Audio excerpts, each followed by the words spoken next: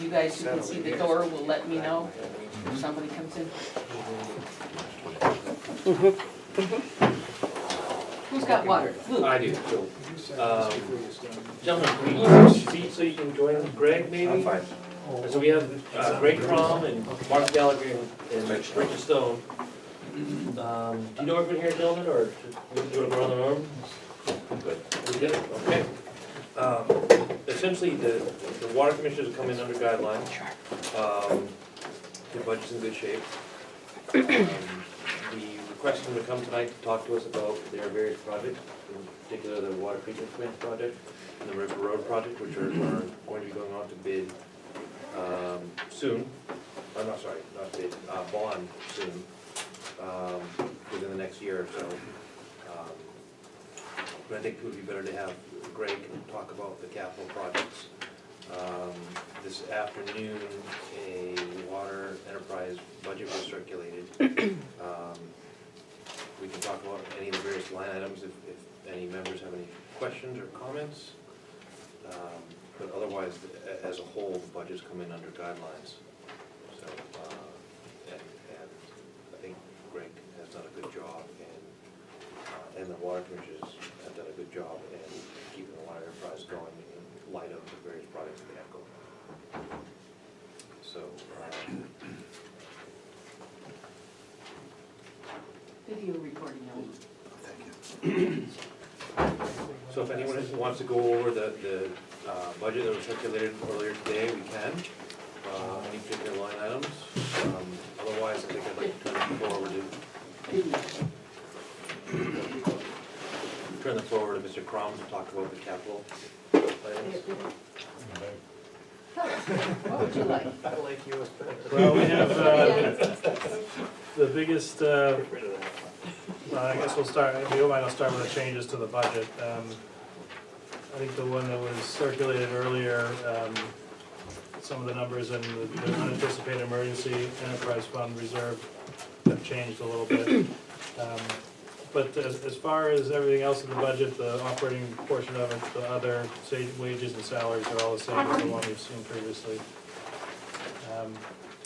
The big topic, I think, is the treatment plant. The easiest part of the treatment plant, the transmission main, all of the pipes have been installed and they're in the ground. There still remains to be some testing and bacteria testing, flushing, things of that matter, but that's more of a technicality at this point. So that part of the project is about $1.5 million, or $1 million worth is done. There's still about $500,000 worth of final paving that will be done probably this summer. The treatment plant, the foundation is in. They poured the first quarter of the first floor deck last week. They're going to pour the remainder of the first floor deck tomorrow.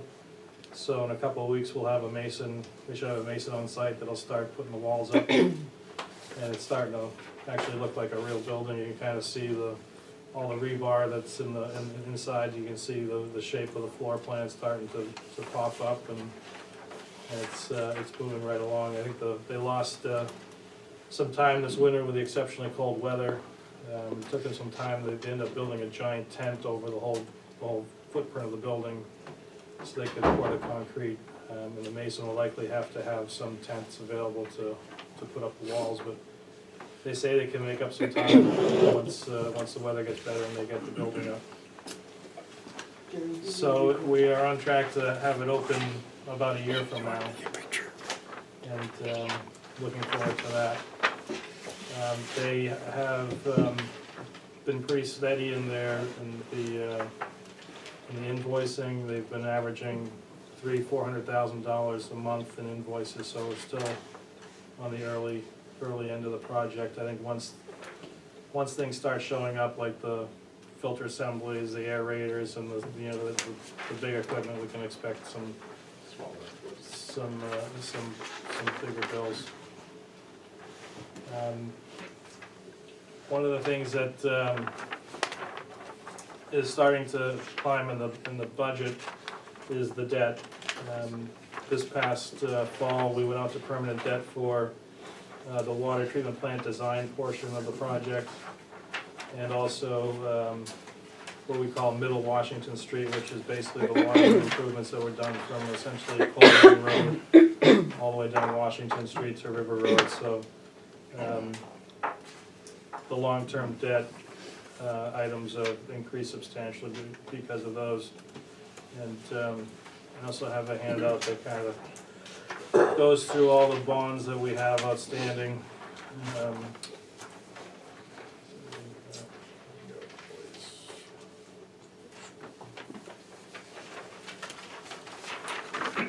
So we still have about a little less than 10 years left on the bond for the Public Works building.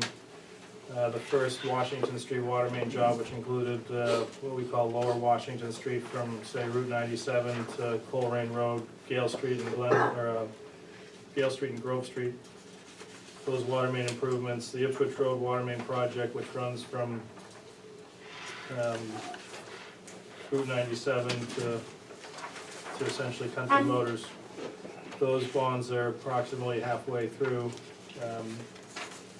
Working towards the next section, Middle Washington Street and the water treatment plant design are just in their infancy, so we'll be paying those for a while. Typically, in the past, the water department has financed their bonds using equal principal payment, so we pay the same principal amount every year, and typically the interest payments will decline rapidly rather than doing a level debt payment. Equal payments every year. One of the concerns we have is with the cost of the treatment plant and the River Road job that's going to be done, that type of payment schedule, the first year is a really large hit. You know, you're looking at something like $950,000 in payments, whereas if you did a level payment, it's down to around $800,000. So I think what we're going to try and do this year is take some of our free cash, approximately $400,000, and allocate that to the River Road project to reduce the amount of permanent debt we take on as part of that project, to try and keep our rates down, and also change the way we borrow the money to a level equal payment every year, so that the initial hit isn't quite as high and the rates don't have to go up as high, but you'll end up paying that amount for a longer period of time. And that's about it. If you guys have any questions? Yeah, so one I was just looking at the budget, and I didn't look at it ahead. But I was, so on the anticipated expenses went up a lot, it sounds like you're anticipating. Well, part of our issue is we're gonna have to operate the plant for 3, 4 months, 5 months, hopefully next year. And there's gonna be some cost to that. There's gonna be, based on what the engineer tells us, there's gonna be increased electrical costs because we'll be having to pump the water through the filters. But there'll also be some chemical savings because of the aeration tower we're gonna have. That means we don't have to add as much KOH, so some of the costs will offset. One of the costs that will not be offset is when these plants go into operation, there's a lot of testing before DEP certifies that it can run. And then once it is running, somebody has to be there whenever it runs. It's essentially on probation. In our conversations with DEP, they said, you know, it could be 6 months, they plan on a year where this has to happen. So we kind of put some money in that, and it's really shifted it from the reserve fund into that to make sure that there's enough funding to cover those expenses. I think as we operate the plant, those expenses will then be moved to the operating budget once they're known. Having somebody in the building whenever the system runs isn't a really big deal in the wintertime. It's mainly, you know, whenever we flush hydrants, usually there's 2 guys out flushing hydrants. We'll have to have a 3rd person in the building to produce the water that they're flushing out of the system. During main breaks, there'll be somebody in the building, in the plant, producing water while the other guys fix the water main breaks, because the water is typically lost during those episodes. As far as water plants go, this one isn't very complicated.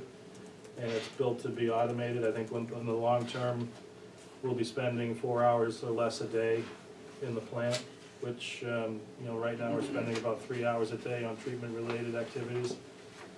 So I think in the long run, will be a marginal increase that's pretty much negligible during the week. But while it's on probation, it's gonna put a strain on us for a bit.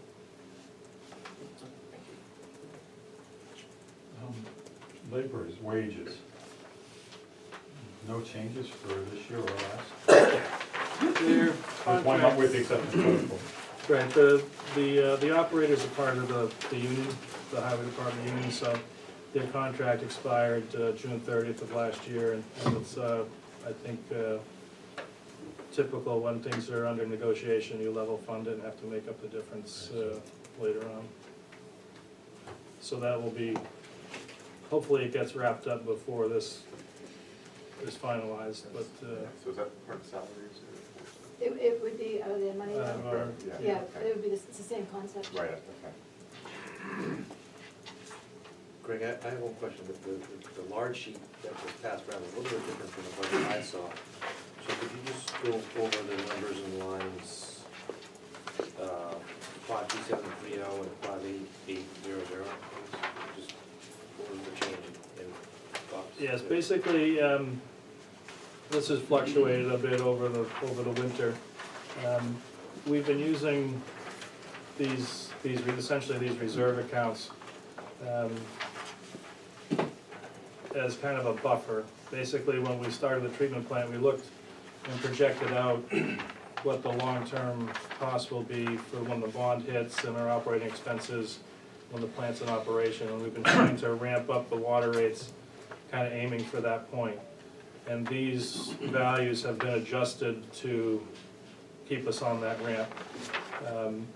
So one of the things that's happening is, as we get more short-term debt, like the line down below, the ban interest, as that line grows, as we borrow more money for the project, the reserves will drop.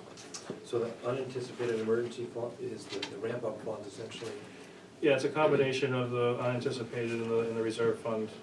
And the enterprise reserve fund is being, I think I had it before, as it was going to be zeroed out essentially, but were we able to save money somewhere else?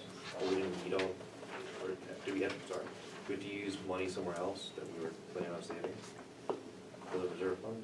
What I think there was a version of the budget where these were blank because we were still trying to figure out where our aim point was. And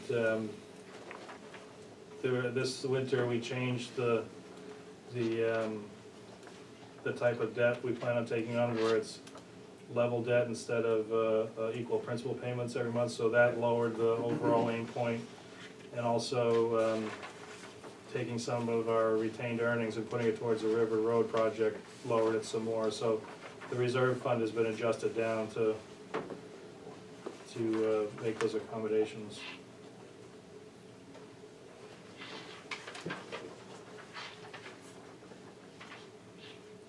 You want to talk about the warrant article that we'll have on the warrant about the sprinklers? I got a quick question. Sorry. For that.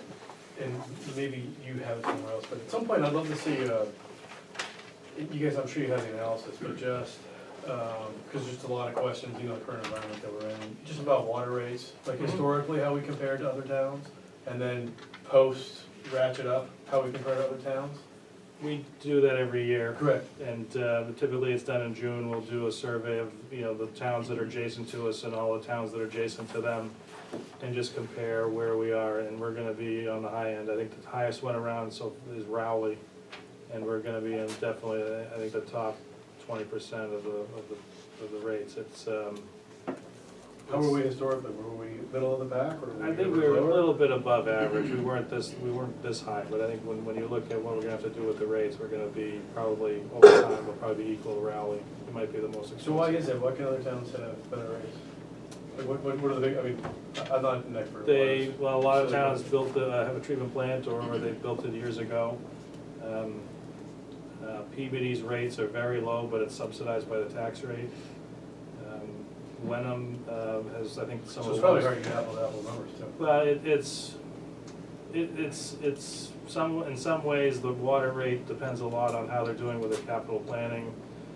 They have to replace their pipes, how old is their system? They may be in a system that's a little bit younger than ours, and they're still kind of in a sweet spot before they have to do any major water main replacement, so.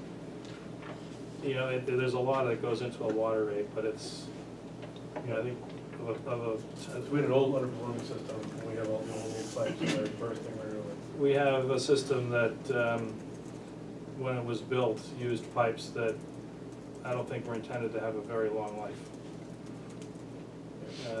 I think there are systems that have, that were built using cast iron, cement line cast iron pipes, which are more likely to, I think, last longer, and they can be rehabilitated, you know, in easier ways. But I think as far as towns around us that have built plants, Rowley's the They're the most recent. the And most that's why they're recent. probably high, because they came out of it, Yeah. they had to wrench it out, right? Greg, can you talk a little bit about the even principal payments? So I think I understand that we'll pay off the bonds more rapidly and bring the annual payments down. Why is that beneficial to the ratepayer? Do you lower the rates over time, or are you Well, I think taking that additional capacity and reinvesting in other capital improvements? I think you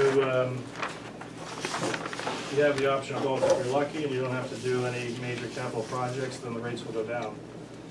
If you have to, you know, if you look at how long we're gonna have this bond for 20 years, and you look at, you know, the rate at which we're having to replace pipes in that 20 years, there may be, you know, 1, 2, or 3 water main replacement jobs that have to be done. There's probably some source work that'll need to be done. There'll be repairs to the treatment replacement to at least one of the storage tanks. And it's a bit of a risk either way, I think. If you don't have to do those things and you choose to do equal principal payments and you end up really jacking the rates up in the beginning and you don't have to do those projects later on, then you're kind of hitting some people in town that may not be here later on in the bond. Whereas if it's level debt, you may be stuck doing some projects later on and having to increase the debt a little bit more. Level debt's a little more expensive Over the lifetime of the loan. Debt in general is more expensive than cash. If somebody wants to cut a check for 10 million, then you'll be all set. Basically prepaying Yeah. early. So, we had a prolonged period of time where we reduced rates for the repairs. Well, have we ever had a time when rates were? I think going down multiple years? there were periods of time where the rates didn't change much at all. You know, I think, But that's different than having a period of time where they went down. yeah, I don't think they've ever gone down. Even though the debt goes down annually, the ratepayers don't benefit from lower rates.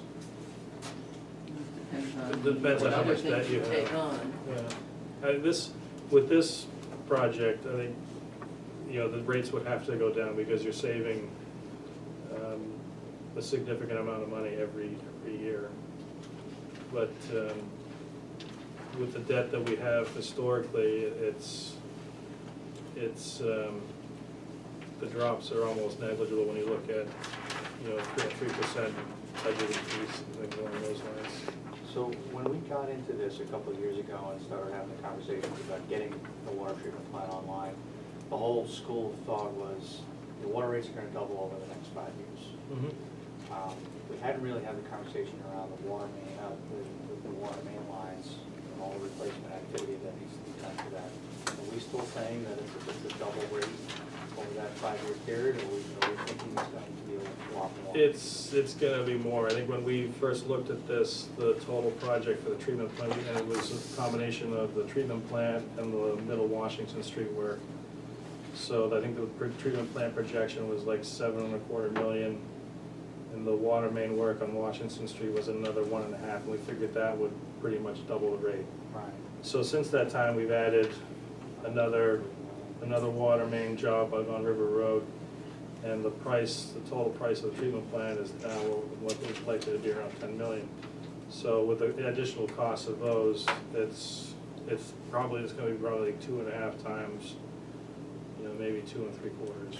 But over the next 20 years, you said there's something like, okay, $1 million a mile of piping in today's dollars. Yeah. And that's gonna go up, and how many miles of pipes do we need to replace? for mains? 20, right? Yeah, 20. 20 for 20. Yeah. Yeah, but a lot of that depends on things you can't really predict. We've seen some of those, and a lot of the pipe that we're talking about is concrete pipe. So in areas where there's soils that are wet, or prone to being wet and dry, that kind of weakens the outside of the main. It'll leach the concrete out, so you end up with the reinforcing material, but not as much concrete. So you lose pipe thickness, and these areas tend to break first. What years were those pipes installed? Roughly 1949, 1950. The first section of pipe, back in the 90s, so it was only 50 years old, we had to replace all the pipe on South Main Street, Central Street and Park Street, because it was breaking 2 or 3 times a month. But in other areas of town where it's dry, we dug up a pipe on Ipswich Road out by Camp Meeting, same pipe material. Looked like the day it was put in, you still could see the manufacturer's paint marks on the outside. I mean, it was solid pipe. I mean, that pipe will last, 100 years by the looks of it, because it's in an area that's dry. And so a lot of it depends on where it is and how much pressure is in the pipe.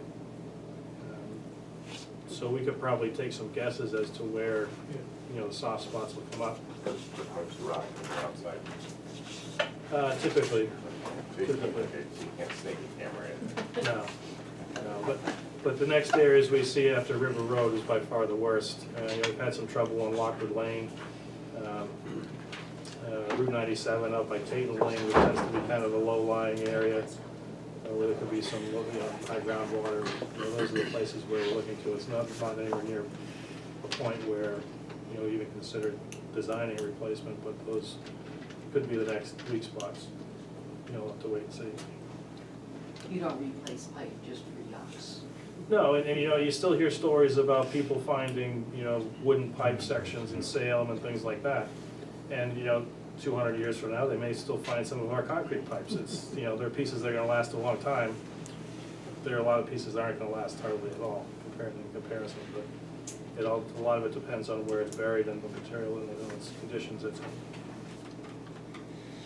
in. And in iron pipes, ductile iron pipes in those conditions will probably last longer, but I think you probably run into the same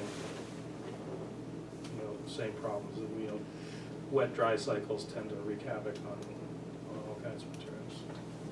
Would PVC, like or plastic, that we're putting in now, or what? We've been reluctant to put in plastic pipes. There's some issues with, we're putting in high-density polyethylene pipes in areas where we're directional drilling. The main issue we have with putting that in the roadway is it's still kind of a niche pipe. If somebody breaks it or hits it, they say it'll never leak, which, all pipes will never leak if you listen to them. Okay. Whatever. If somebody hits it, I can't call somebody to have the equipment to fix it, in an hour. Whereas with the ductile iron pipe, I could call a dozen people. We have everything stocked that we need. There's also some issues with it where, and it's probably not a big problem in Topsfield, but there have been cases where it seems petrochemicals get leached through the pipe walls of those materials as well. So we're kind of. So what do we use, what do you use? We used ductile iron with the double cement line, which is kind of the industry standard. It's very durable. Somebody has to really work hard to put a hole in it if somebody's digging there. It's kind of the thing to do these days.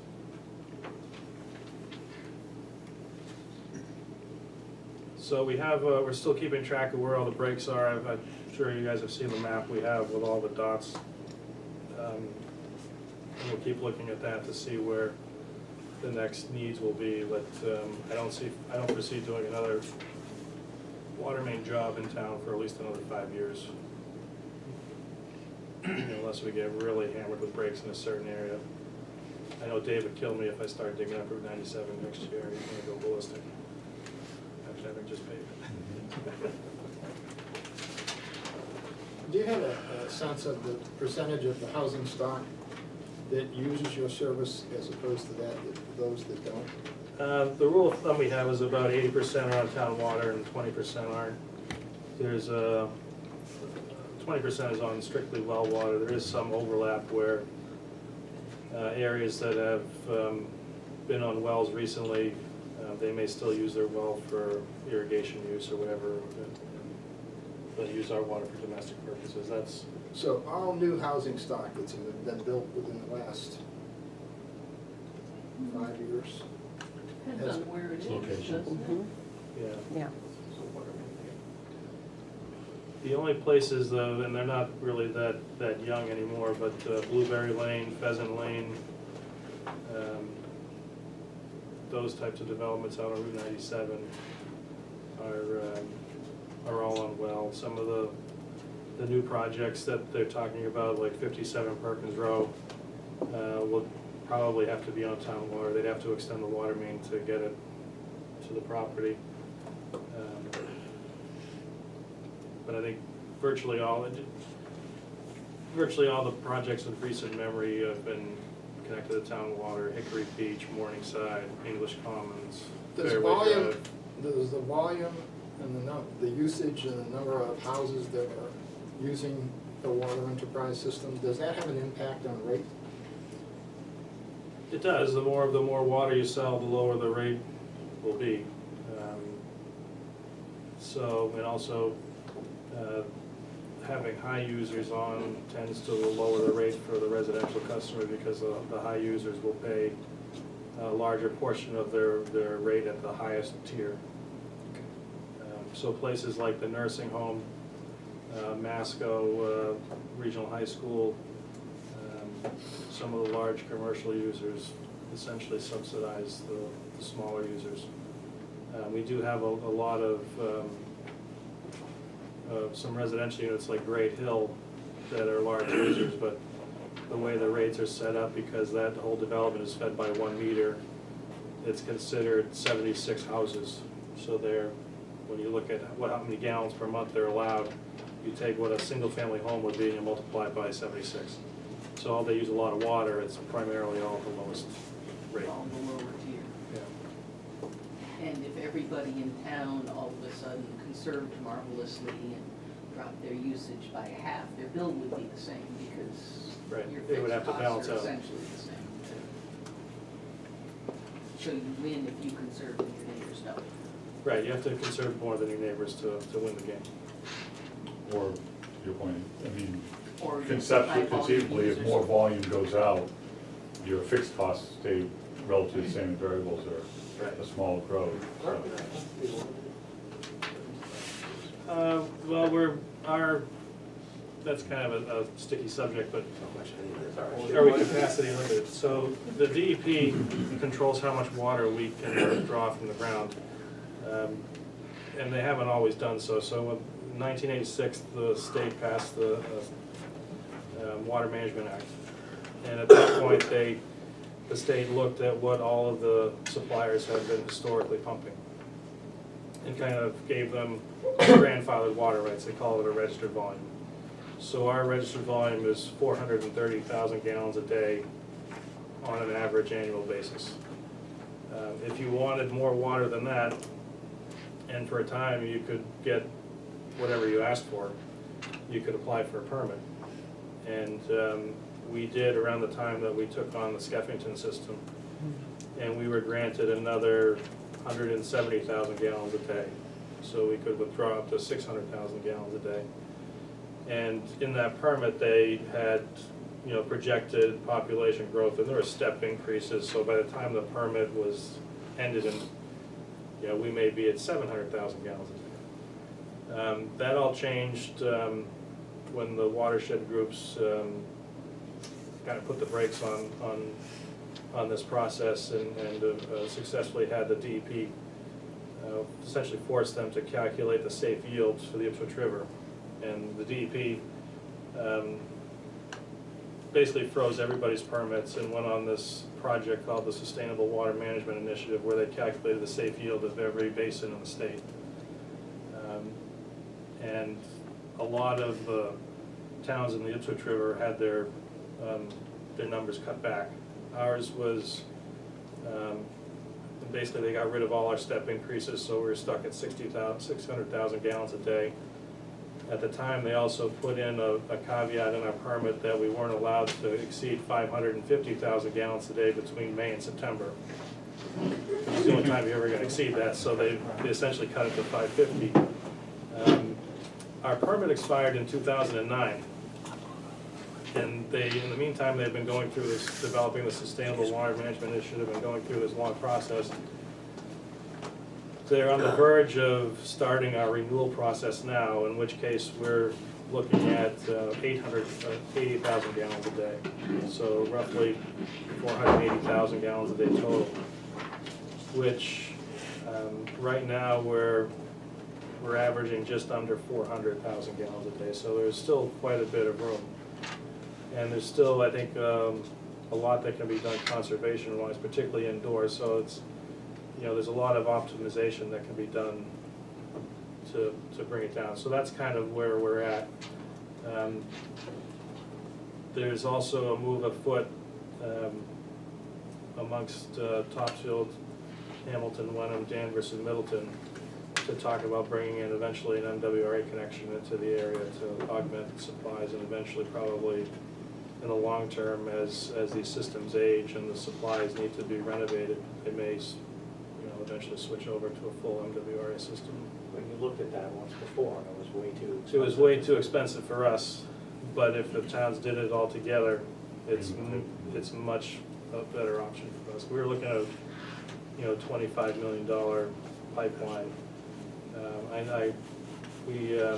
We've gotten a series of grants along with primarily Danvers over the last couple of years to look at a number of things, including optimization of the existing supply with an MWRA component. And it turns out the MWRA isn't designed to extend the line from roughly where the Ship Restaurant used to be to where Spinelli's are. And so those plans are in the work. They attend some of these meetings and they're looking for customers. They have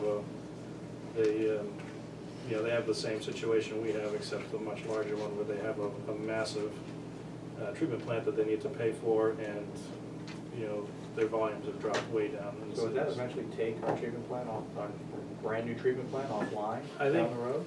At some point, and I think this may be 15, 20, 30 years away, if it works out perfectly in my mind, bring the MWRA water in, have it available so that when the treatment plant needs to be renovated, or when it reaches its end of life, that the town has an option to think about whether to rebuild the plant or to connect to the MWRA. And if we can get into a situation where, we use the plant from October through April to produce our water in the wintertime, switch over to the MWRA May through September and avoid water bans during the summer, that could be an option too, depending on how this plays out. But that's the long term. I think that's probably the way it'll work out. They missed an opportunity when Danvers rebuilt their treatment plant. Danvers spent, I think, $50 million plus rebuilding their plant. And if the MWRA was available back then, or if we had had these discussions ahead of that project, I think we'd be much further along to getting water from outside the basin. And I think especially for places like Danvers and Middleton that have tremendous growth and water use growing as well, that's realistically the only option they have. So I think if we can piggyback on kind of a regional solution to bringing water from outside the basin, it will be beneficial, but I don't think it's going to happen anytime soon. Run the plant until it's a problem. And I think, February hope is that there. it's, that option is available. You can make a Hope as a decision. strategy, huh? I have one more question. Sure. We not putting the second warrant article this year? You had one on the special last year, is that? We I think we had a question about the fire system for the Public Works building. In conversations I had with Dave Bond, the highway superintendent, what we plan on doing is, there's a lot of outside site work, running pipes and things, which we're gonna try and take care of this year ourselves. And probably for the 2020 fiscal year, have some prices for the interior fire alarm system. We were hoping that I was hoping that the booster station would be further along than it is, but it's been a foundation essentially for 5 months, and I don't think it's gonna be necessarily running anytime soon, maybe this spring or fall. So we'll probably, once that's on operation, we'll connect our building up to it, and then in the next budget cycle, we'll have a quote for the interior work. This year, I think we'll have 2 articles. One was for taking some of our retained earnings and putting it towards the River Road project, which I suspect will be a combination, rescinding part of the borrowing that was approved last year, and then applying the retained earnings to the project. The difference between the 967 and the 791? The equal versus the well? Using some for the town. Yeah, I think some of that was back, right?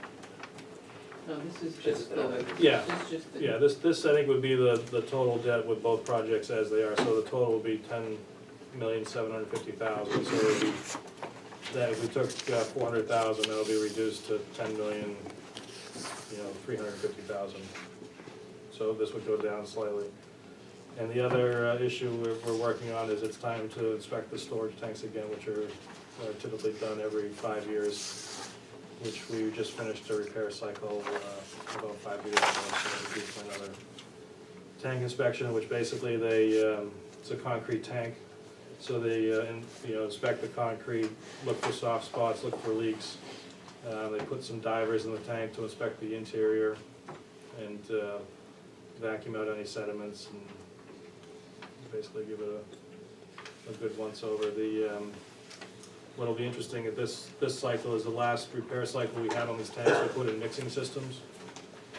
So these tanks are essentially 60 feet wide, 25 feet high water columns, and in the wintertime, there'd be ice formation on the top of the water. And because the tank levels go up and down 2 or 3 feet every day, that ice would ride up against the edges of the concrete and scour the concrete. So the mixing system is to prevent the ice formation so that we don't have that wear on the inside of the tanks, and it also improves water quality. So it'll be interesting to see how that's been affected by having the systems in place. A bubbler. Yeah, if you don't think about it, yeah, giant bubble. Yeah, it's basically a pump in the bottom of the tank that's, I think it's like a 3/4 horsepower pump, just sends a ribbon of water to the surface, and it just creates things moving around. Some people probably have some in their aquariums, but this one's a little bit bigger.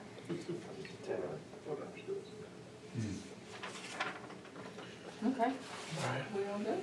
Thank you. Thank you very much. That was a great update.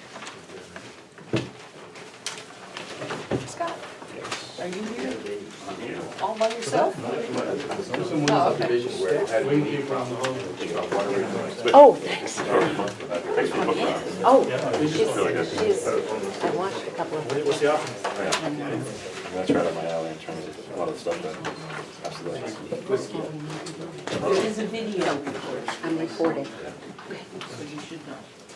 Yeah, make sure it's your good side. It's getting mine. This side. Usually it gets my bad side. Hi, how you doing? It's over there, kicking my bad. I can put one out here.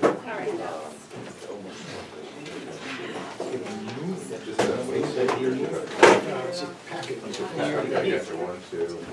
He moved it from here to here. I got you. Thank you very much. Some of it, not all of it.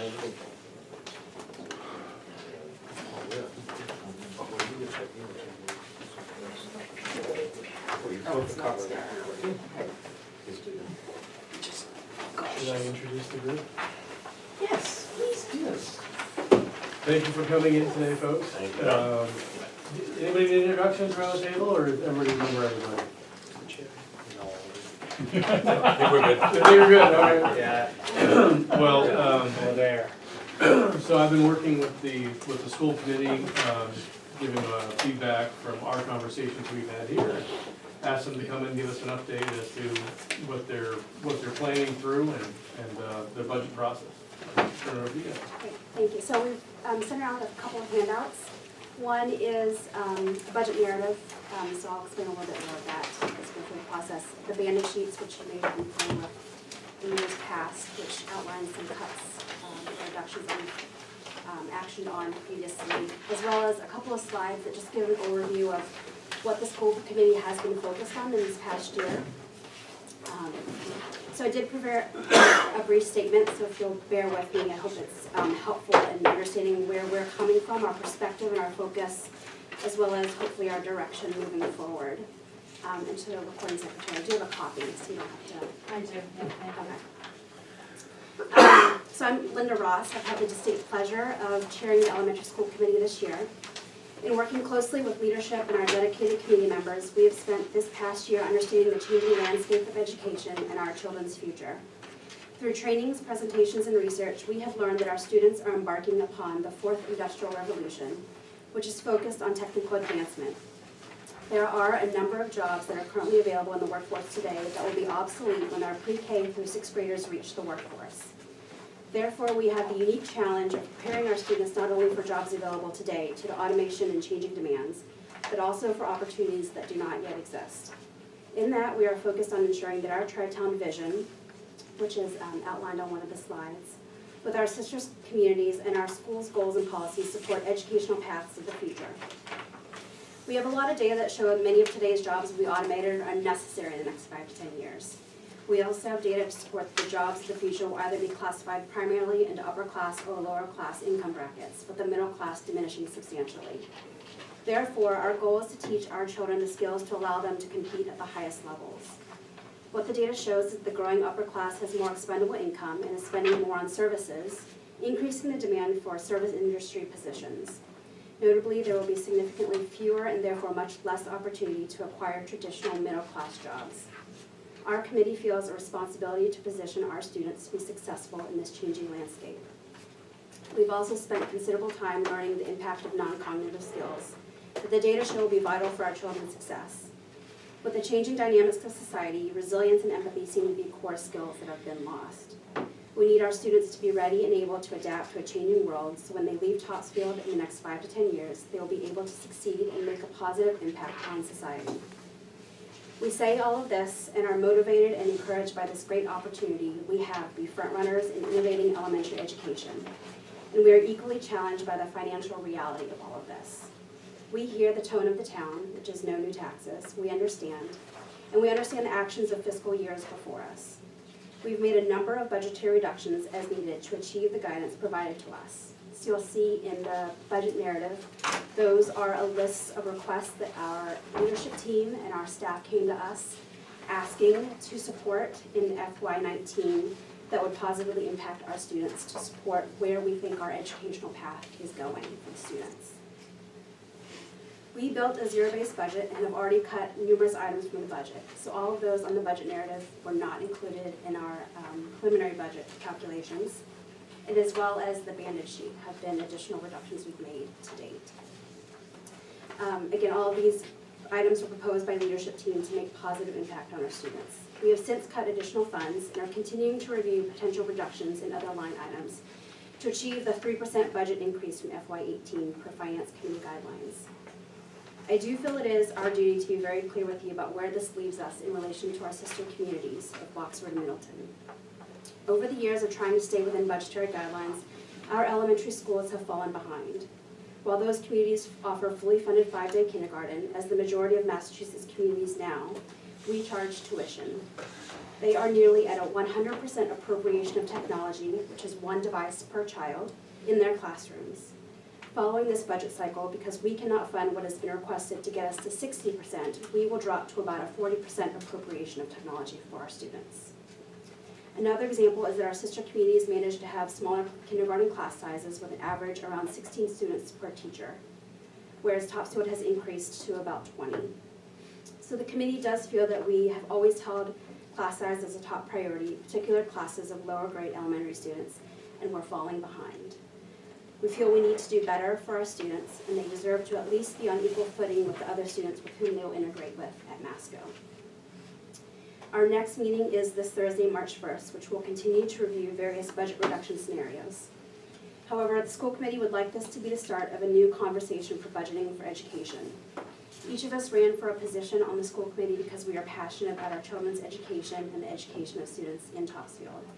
These pre-K to 6th grade years are critical to adult success. And the consensus of our committee is that we are doing a disservice to our children by continually reducing and minimizing the opportunities that they could have. And we hope that the Board of Selectmen and with FinCom support, we can lead a townwide discussion early in FY19 to consider significant changes to elementary school direction and budget. Thank you. Thank you, and thank you for providing it. Yeah. Mr. Jensen. So, I don't, And I think it's consistent with what I've articulated to the committee. So, you know, the meetings that I went to all the budgets, here, all the items that the superintendent and staff came up with. And so, you know, I delivered our message that, look, we chose the envelope project. That went through, and we need to hit guidelines, and they came through and hit guidelines. But it's a long list of things that we are, so our schools are, you know, my opinion is that we are not level funding schools, we're actually cutting schools. And so, but they listen and they adhere to the feedback from our committee. John, we appreciate both you and Dick attending the meetings and being active participants in the meetings. I think it's really, that's key, right, when the three groups are working together like that, the FinCom and the Board of Selectmen and the school committee. So just know that that's very much appreciated. I would ask, why don't you, can you guys run through some of the items in this narrative that, so they can hear that they're merit-based items? Sure. And some of the cuts, I know you guys are close to getting guideline, and there's a few items proposed that could meet guidelines. The committee didn't vote on moving on those, so trying to find alternatives, or trying to keep an extra bus. Yeah. I also brought up how there's the initiative about what time classes start, so if classes start, there might be additional buses needed, maybe just explain a little bit of that. Sure, John. You know, so right now they're contemplating on cutting a bus to meet our guideline, but they would actually need to add buses if we change the start time. So it's a bit of a me-boy movement. And I guess the other one that I'd say is, you know, we've had new superintendent, and very impressed with the conversations that they've had, and very bullish on where the schools are gonna get. I think there's been, you know, being the elementary school liaison for whatever years now, I think there's been a little bit of a change on the long-term plan, and I think the page we should all flip over is that the envelope project's gonna go through, and maybe just give a quick update on that. New superintendent, and they're working on what's the long-term plan to hit this vision, understanding that last year and this year they're coming in directly at guidelines. So maybe try to feather some of that together. Sure. I've had lots of hours of listening to it, and they have not, so I'm trying to summarize I'll what give I've a heard. Cliff Note version. And again, we appreciate the support of all our town boards and working together on this. I think as John had talked about, why don't we start with the narrative, I think Linda had passed around a copy of it. Steve Greenberg puts together sort of the budget document and the narrative to go along with it. What we do in the fall is we reach out to our budget managers, which would be the directors and principals and folks who are in those roles, and ask them, you know, what are the things as we think about what Linda just described, right? This future that we're thinking about for our kids, and all the research that we're looking at, and all the things that we are really learning about in terms of the professional development, the training, the speakers we've had in the research we've looked at, and really setting our kids up for this future. We asked our staff to, you know, put together items that would fit along with that. And some of these things that you see in the narrative were reductions in past years, and these were sort of like, can we see if we can get this back into the budget? And so you see things like they're like increasing OT support, right? That's helping kids who have OT needs. Speech assistant services, these are small little FTEs and pieces of people.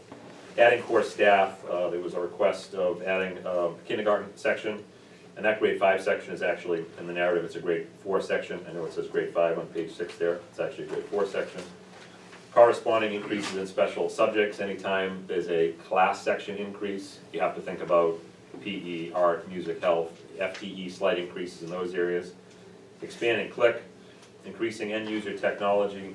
When we talk about some of these items around social emotional well-being of our kids, as Linda had talked about, everything we're reading is talking more and more about that. These what they identify as the non-cognitive competencies. We talk about kids having self-management, being self-aware, having a growth mindset, and really having that grit and resilience and determination. We're finding out all the research and all the data that we're looking at, every outcome in life improves when we can sort of embed those things in their experience at a very young age.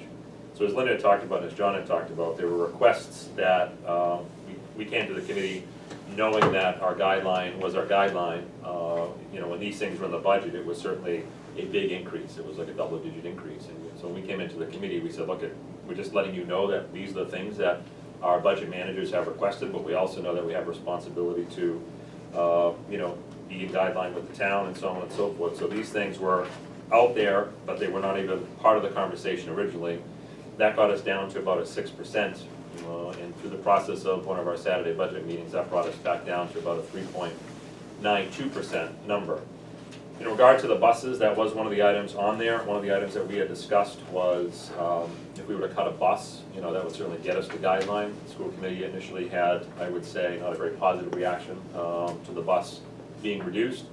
To John's point around start time, you may have heard that conversation in varying forms around town.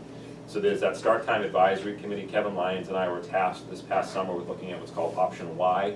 And option Y is basically elementary first, Masco second. Probably the easiest way to say it. Right now, Masco kids go to school about an hour before the elementary kids. This option Y would have flipped that. And the graph that I can put in your head to tell you what the cost of those things would be, it's a matter of time, and it's a matter of just total cost, really. And so right now, we have an hour between our bus routes, and we can do it with the amount of buses that we have, which is 28 buses. We have actually 29, one of them is separate from Middleton, so we'll just call it 28. We share those buses with Masco. There's an hour difference between Masco start time and our start time. Any squeeze you put on that start time, regardless of who goes first, whether Masco goes first or elementary goes first, that's really a moot point.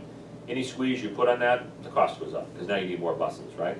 And so if they wanted to flip it and just have elementary first and Masco second and have an hour in between, there wouldn't be any cost. It would be the same amount of buses that we have. The problem that comes with that is that if Masco starts at 8:30, the elementary would have to start at 7:30.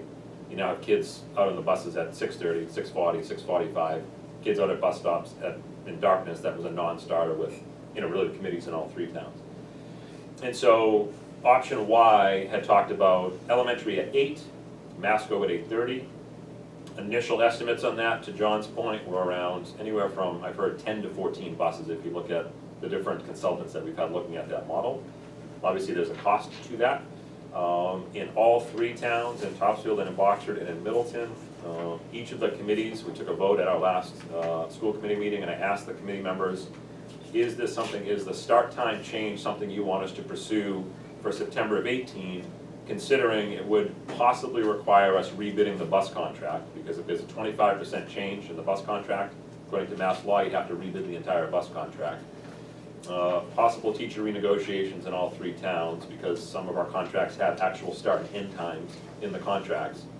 And then coupled with that, school committee approval, really, in all three towns as well. And the school committees in all three towns, in Topsfield, Boxford, and Middleton at the elementary level, decided to not take any action in September of 2018, wait for the final report from the bus consultant, which we hope to have in March. I think mid-March or so is what we're shooting for, and then see where that conversation goes. So I think, John, that may be a little bit less of a... Seems prudent. Yeah, a little bit less of a factor, I guess, right now in terms of the budget. So I don't get the sense all of a sudden we'd be adding buses in. No, I'm just talking about just the overarching. If you look at the last 6 years that I've been liaison, right, I mean, that's something that is either gonna happen or not in the next time horizon. Yes. So, I'm just trying to weave the stories together. Yeah. So the other one that I'll bring up, and I'll quickly surmise, is technology. So, for technology, these guys can give their vision of the classroom of the future, but in the 50s, things were pencils and chalkboards. Topsfield, Oxford and Middleton they just went through some of the percentages, but smart boards in most classrooms and then access to a device. That doesn't mean there's a device per student, but as a student needs a device, they've got access to the device. Equitable access. Yeah. Equitable access, that's the word, I remember that from Saturday morning. Yeah.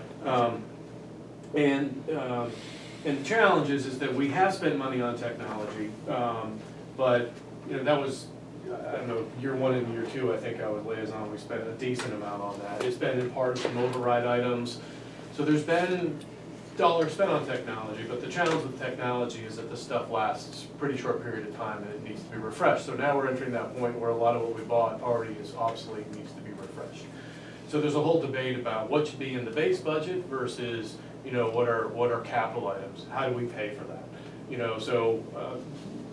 could say, I said, look, we strongly feel, because we always have, that technology should be part of that base budget. But you can also look at the budget that the elementary schools had 6 years ago versus today, and you can say, wow, that dollar amount's gone up a lot, so you should just spend your dollars differently. Problem is that 85% of your budget is fixed costs, Roughly, yeah. people-related costs, not going into the classroom. There's also more regulation, and there's mandated non-funded, mandated dollars for special ed, and then you could have one special ed student take the entire amount of guideline increase that we give the elementary schools, which is why we've had that one-time spend charge be separate from that guideline. So we've tried to help, but love to hear how the other communities have funded that technology, how we get technology in our base budget, how much is currently in this base budget, because every year that goes by that we don't get technology part of that base budget, that mountain gets bigger. So to catch up to Oxford and Middleton, I think it's roughly $300,000. Yeah, that was, Ish. yeah. And then there's going to be, that's not just a one-time 300 grand, there is, how do you replace these items every period of time? Things were discussed about, do you mandate and have kids have to bring a device to school? Do you have people donate laptops and iPads and this and that? But then how do you get it to be consistent where it works and the services and then, so anyway, I'm just trying to give some of the flavor of the conversation. That's exactly right. And I talk very slowly, sorry. No, right on the money. And so in the narrative, we had increasing the end-user technology at Stewart and Proctor, 113, increasing the infrastructure, because obviously as you add devices, then you have to think about switches and wireless and having the bandwidth and all those other things that go along with it. Those didn't even make the initial cut. That was about, 113 plus 35, so about 148 in this year's budget. They didn't even make the cut, so there's no money right now in the budget for technology. That's right, it's around, when we looked at, if we were to bring an equitable experience to our kids in all three towns, so when they've had an equitable experience and they head off into Masco, because we've been a little bit behind in terms of some of the previous years, it was around 300, I think 300 was the number, maybe 326, I don't remember the number right off the top of my head.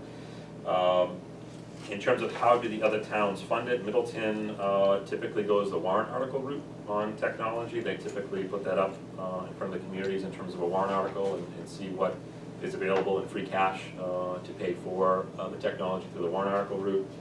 Oxford most recently has done about $100,000 in their base budget that they've just designated for technology. Just sort of year over year, it's there that we can kind of access or use to refresh or provide a different experience for our kids.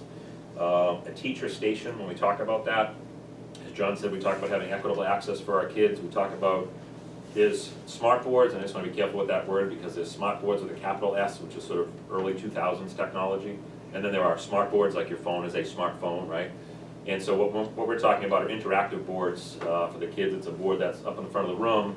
And if you think about just a massive iPad, I guess is probably the best way to say, the kids can go up, we can access the internet right off that board, teachers can teach right from that board.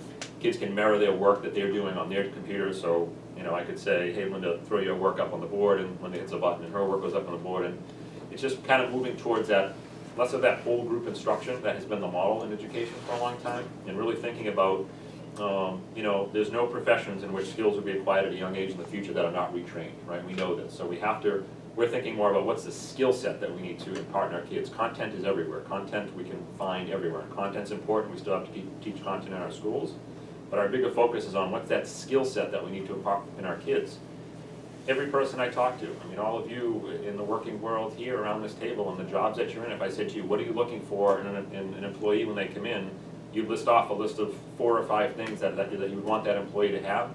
Those are the things that we're trying to make sure that we, sort of install into our kids as they make their way through our schools. And can you also just talk about how education, when we all went through the system, and previously was about the education that you